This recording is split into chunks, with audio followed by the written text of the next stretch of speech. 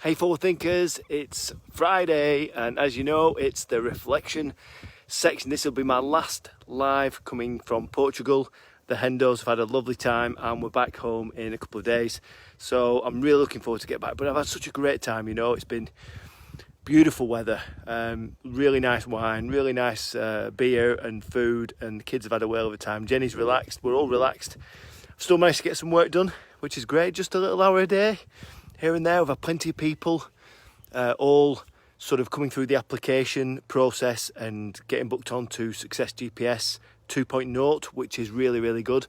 And it's the Fridays are all about, this is episode, I think, 15 of Sherpa Guidance now. And Fridays, for me, are the brain dump time where we just take a moment to just reflect on the week that we've had and just to see just really what progress we've made in our lives and our businesses.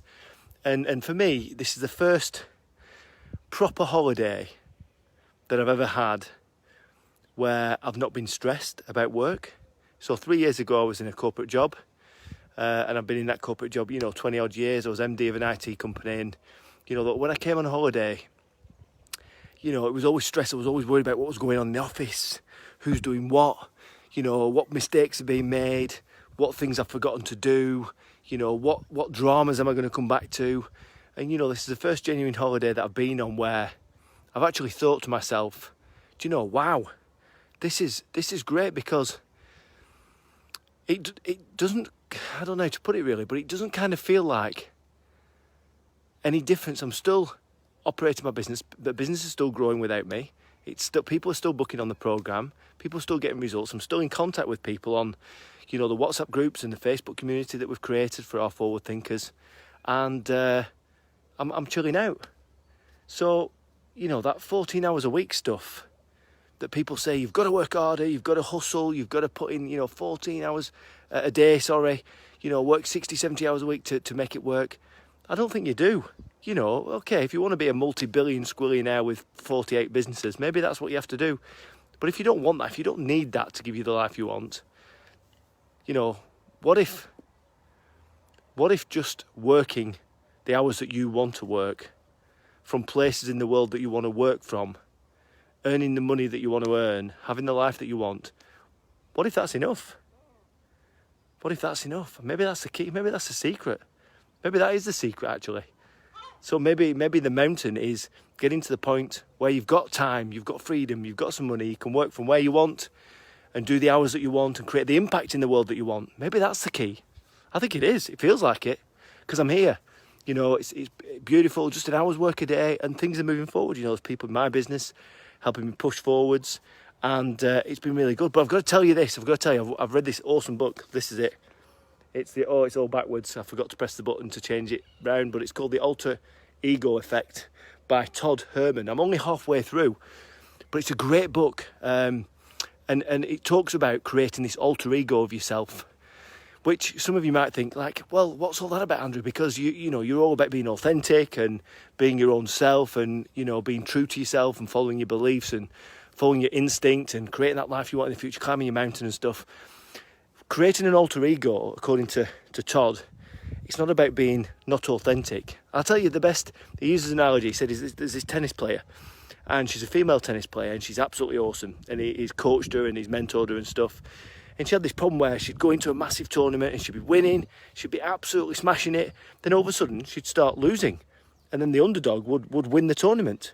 And it happened consistently, time after time. And then he took her out for lunch, and at lunch they had a wonderful lunch, and then the bill came, and she insisted on paying for that lunch, even though she was invited to that lunch. And the bill came, she insisted she had to pay because she believed that life had to be fair. Everything had to be fair. It was one of our core values of fairness. And he worked it out. That was the problem, because when she was on the court, she was taking all these values with her, and she was playing. And when she was trouncing the opposition, something clicked inside her. No, you've got to be fair. You can't trounce the opposition. You can't beat them by so much. You need to let them win a bit so the game is a bit fairer. And every time she kept losing. And it's because she's taking that core value of fairness into competition with her, into her livelihood, which is what we do. We have different fields of play, he talks about in this book. Great book. We have a family field of play. We have a sporting field of play. We have a business or a career field of play. And each field of play requires a different set of our skills to be brought to bear at the same point. But it also requires us to maybe not bring some of those skills or not bring some of those attributes or values with us when we're playing in one of those spheres. And I thought, wow, bloody hell, that's absolutely mind-blowing. That's really, really cool. So you can create an alter ego like Clark Kent and Superman. You know, Superman wasn't the alter ego. Clark Kent was, you know, and he created that ego so he could just fit in, hide in plain sight. You know, and then when the time was right, he'd get out there and he'd do his thing. You know, great book. And I've not finished reading it. I'm halfway through, but it's been great.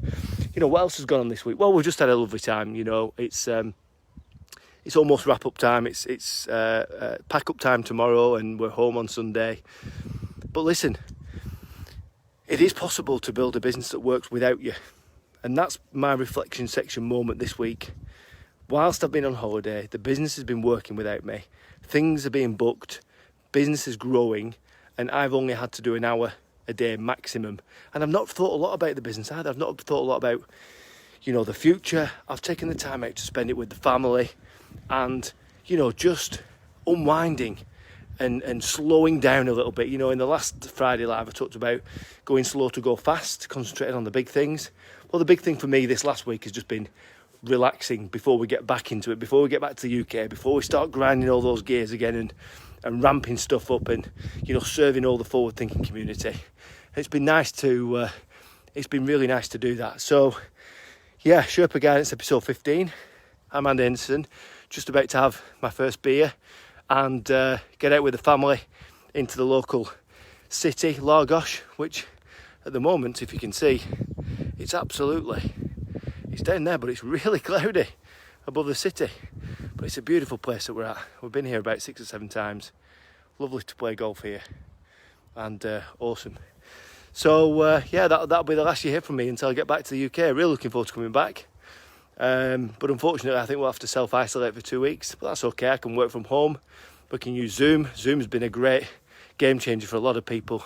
It's helped us be more efficient and stuff. And yeah, looking forward to really cracking on and seeing you all, seeing some friendly faces. Okay guys, I'm Andy Henderson, your Sherpa guide, and just remember, you're only ever one step away.